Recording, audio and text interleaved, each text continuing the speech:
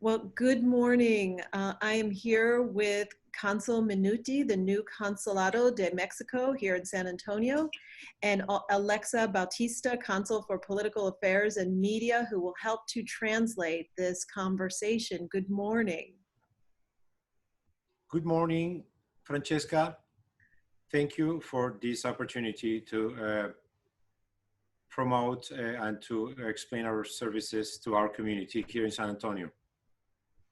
Buenos días, estamos aquí con el Cónsul General de México en San Antonio, el Cónsul Rubén Minuti, con quien la YWCA colabora en la Ventanilla de Salud y de Asesoría Financiera. Hola, buenos días, Francesca. Gracias por tomarse el tiempo de reunirse conmigo el día de hoy y de poder transmitir un mensaje a la comunidad mexicana. Well, wonderful. Thank you so much. Thank you for taking the time to meet with me today. We are deeply grateful for our partnership with the Mexican Consulate. We've had a partnership for a number of years, and together we help newcomers to our community navigate the healthcare and financial systems. Specifically, our Ventanilla de Salud program helps newcomers navigate the healthcare system, get access to healthcare providers, and Ventanilla de Asesoría Financiera helps newcomers navigate the banking system. Can you say more about these programs and how they came to be and how the Mexican Consulate serves San Antonio with these programs? Of course, Francesca. We are also very proud and grateful to be partners with the YWCA. And of course, we're going to elaborate in these services. Both the Ventanilla de Salud, or BDS, and the Ventanilla de Asesoría Financiera, or BAF, are programs developed by the Foreign Affairs Ministry of Mexico and the Institute for Mexicans Abroad, or IME, for the capital letters in Spanish, as we call it. These programs are implemented throughout all our 50 Mexican consulates in the United States, and they are run in partnership with local community-based organizations, which is the case here with the YWCA, as you know. Okay, so first, Ventanilla de Salud, VDS. On the one hand, this Ventanilla de Salud aims to increase access to healthcare and health literacy, provides health screenings and promote healthy lifestyle choices among low-income and immigrant Mexican populations in the US. It also offers support and guidance to the community for access for primary health services, referrals to specialists, access to low-cost or no-cost options for studies, vaccines, which we hope we have soon for this pandemic, screenings and lab work. And of course, also to obtain preventive information of the most common diseases. And on average, this program serves more than 1 million people per year in the US. This is a big program. It's an amazing positive program and generates savings for our community families for around $3 million. The government of Mexico provided full funding during 2019 for these programs. And we have 49 Ventanillas de Salud throughout the US, Francesca. Regarding the BAF or BAF, the Ventanilla de Asesoría Financiera, this Ventanilla empowers our immigrant Mexican community with free financial coaching. This Ventanilla helps families with money management, reducing debt, establishing or improving credit, saving for reaching financial goals, and participating in mainstream financial services. Many immigrant families want to save money to buy a home or start a business, as you know. But across the United States, around 35% of households where Spanish is a primary language have no bank accounts. Right. Language barriers, lack of credit history, and trouble with documents and IDs can prevent immigrant families from reaching their financial goals. Families receive a full financial assessment in the VAF. The VAF empowers the Mexican community, offering information regarding banking services in Mexico and in the US, retirement and return to Mexico, recover your AFORE, AFORE, which is the retirement fund created in Mexico decades ago. Also, with entrepreneurship, guidance through tax season, and savings culture, build a culture for savings. Since 2017, the Consulate of Mexico in San Antonio operates the VIF, the Ventanilla de Asesoría Financiera, in partnership with the YWCA, as you well know, Francesca. Last year, the VIF served almost 3,000 people, including the Semana de Educación Financiera on April, which is, as you know, a resource fair led by VIF and, of course, YWCA. SAMFCO, which is San Antonio, Mexico Friendship Council, provided last year as well, in 2019, $9,000 to support its activities. So we want to acknowledge that as well.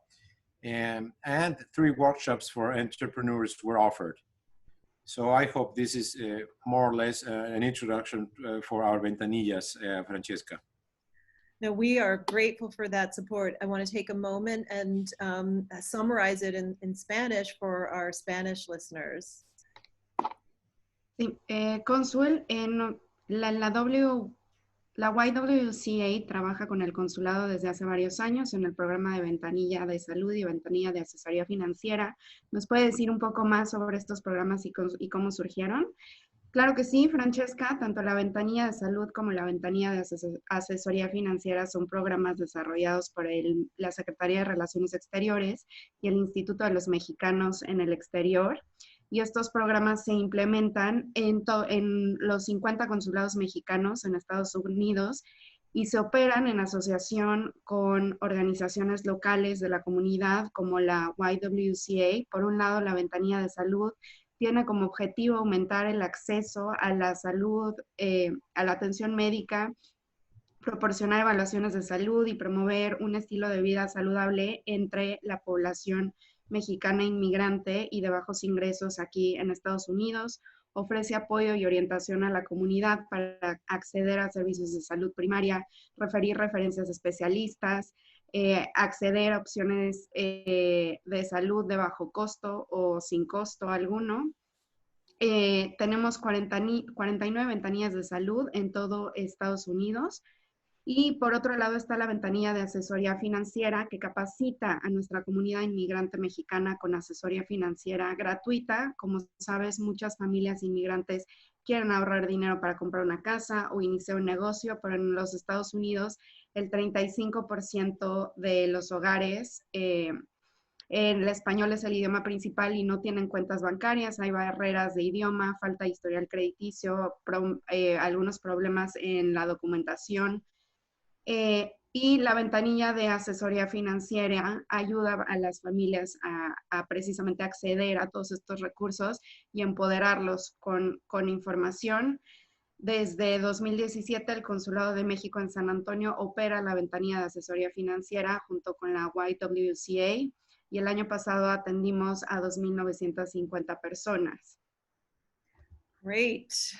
Someday my Spanish will be that good that we could just do this conversation in Spanish, but that's I got part of that. So thank you so much. And again, yes, we're grateful for this partnership. Martha, our community health worker who works at the consulate, kept a report last year and saved the community $2 million between access to healthcare and insurance savings. So we're grateful for that partnership. As you know, the YWCA's mission is to empower women and eliminate racism. And when we met for the first time last week, you shared with me that the new president of Mexico has a very feminist international relations policy and agenda, which is great for us. Tell us a little bit more about that. Thank you for your question again, Francesca. And don't worry about the languages. We'll understand each other in either one. And it is very helpful for our community that we do it in both languages. So thank you for the idea and the format. And thank you, Alexia, for the translation. And before going to this next question, I wanted to acknowledge Marta. Marta Lopez, she is a wonderful person. We're very fortunate to have Marta and you, Francesca, leading this Ventanilla de Salud. It is a very fortunate team that we partner with. So yes, going back to your question, Francesca, this year, Mexico became the first Latin American country to adopt a feminist foreign policy officially. This was even said in the United Nations Forum. And you just mentioned two of our main goals for now on, which this new administration and this government is focusing, which are fight discrimination, any kind of phobias or hatred crimes, and racism, of course, and of course, together with that, to work very strongly in gender protection, in women's rights. So we notwithstanding any other kind of rights. So we acknowledge that we need to do a lot regarding gender equality. So yes, worldwide, France, Canada, Norway, and Sweden have feminist foreign policies, and Mexico is now in that list. Mexico's feminist policy or foreign policy focuses on human rights and applies a gender perspective across all sectors. So this feminist foreign policy is based on a set of principles that seek to promote government actions, reduce and eliminate structural differences, gender gaps, and inequalities in order to build a more just, more fair, and prosperous society.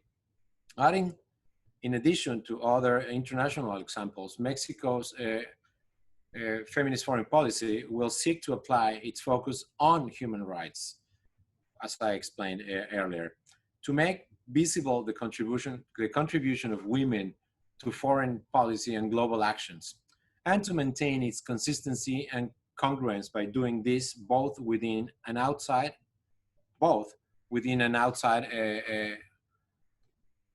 of the foreign ministry. That is, in every single sector, in every single ministry that we can work in this gender equality topic, we will do it.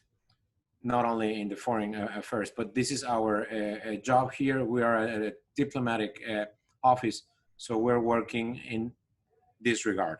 The strategy will be implemented over 2020 and through all the way to 2024 period, based on the following guidelines.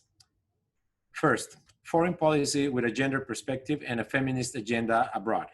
Second, parity within the foreign ministry. That is, you start with the inside example. You know, the foreign affairs ministry is working very hard in this topic, and it's doing great. And you can see the numbers. Third, a foreign ministry free of violence that is safe for all. The same, we start with the example in our own home. Visible equality, not only theoretical. And fourth, feminism in all areas of the foreign ministry. Every single area has to work on this gender equality. Also, let me share some numbers. 10 women as cabinet members, including the Ministry of Interior, Labor, Economy, Energy, and Culture, for the first time ever. 2 women governors. Claudia Sheinbaum, which is the governor or the head of Mexico City, which is the capital, as you know, and in Sonora, Claudia Pavlovich. 2 women as presidents of both the Senate and the House of Representatives. And historically, 3 women have headed the Ministry of Foreign Affairs: Rosario Green, Patricia Espinosa, and Claudia Ruiz-Massieu. Today, and for the first time ever, our embassy to the US is headed by a woman, Marta Bárcena. In our consular network, the 3 biggest and most important consulates in terms of many lines, in terms of number of people, I mean, demographically speaking, are headed by women, including LA, which is Marcela Celorio, Chicago, Reina Torres, and Houston, Alicia Kerber. The 3 of them, brilliant diplomats and wonderful women that make Mexico proud of having them as consuls, as consul generals in there. That will be as much as we can say for now, Francesca, unless you want me to continue. That is already quite a long list of accomplishments, and I'm sure maybe you'll be seeing a lot of women from the United States trying to become Mexican citizens to be able to benefit from these policies, but that is amazing. Thank you for sharing that. Alexia, would you like to translate, to summarize? Of course. Cónsul, como sabe, la YWCA tiene como misión empoderar a las mujeres y eliminar el racismo. La última vez que conversamos mencionó que el presidente de México tiene una agenda feminista de política exterior. Nos emociona mucho escuchar esto. ¿Nos puede decir un poco más sobre qué tipo de actividades e iniciativas apoya el nuevo gobierno? Claro que sí, Francesca. Antes que nada, quiero reconocer y agradecerte a ti y a Marta López sus esfuerzos al frente de la Ventanilla de Salud, antes de contestar tu pregunta. Y ahora sí, este año, en 2020, México se convirtió en el primer país latinoamericano en adoptar una política exterior feminista. Tenemos como misión combatir la discriminación y las fobias y trabajar en proteger el derecho de las mujeres. Reconocemos que tenemos que hacer mucho, pero este año dimos un primer paso. En todo el mundo, Francia, Canadá, Noruega y Suecia tienen políticas exteriores feministas y este año se suma México. La política exterior feminista de México se centra en la protección de los derechos humanos y en aplicar una perspectiva de género en todos los sectores. Se basa en un conjunto de principios que busca promover acciones gubernamentales para reducir y eliminar diferencias estructurales, para eliminar las brechas de género y la desigualdad, a fin de construir una sociedad más justa y más próspera. Empezamos dando el ejemplo dentro de la Secretaría de Relaciones Exteriores, promoviendo en el periodo de 2020 a 2024 una política exterior con perspectiva de género y agenda feminista en el exterior, paridad de género dentro de la Secretaría de Relaciones Exteriores, una Secretaría de Relaciones Exteriores sin violencia, que sea un espacio seguro para todos y con igualdad visible. Y además déjame compartir contigo algunos números que creo que son muy significativos. 10 mujeres son parte del gabinete del presidente López Obrador, incluido la Secretaría de Gobernación, del Trabajo, Economía, Energía y Cultura. También tenemos 2 gobernadoras mujeres, una en la Ciudad de México con Claudia Sheinbaum y en Sonora con Claudia Pavlovich. 2 mujeres como presidentas tanto del Senado como de la Cámara de Diputados, Mónica Fernández y Laura Rojas. Históricamente, 3 mujeres han encabezado la Secretaría de Relaciones Exteriores, Rosario Green, Patricia Espinosa y Claudia Ruiz-Massieu. Y hoy, por primera vez, nuestra embajada en Estados Unidos está encabezada por una mujer, Marta Bárcena.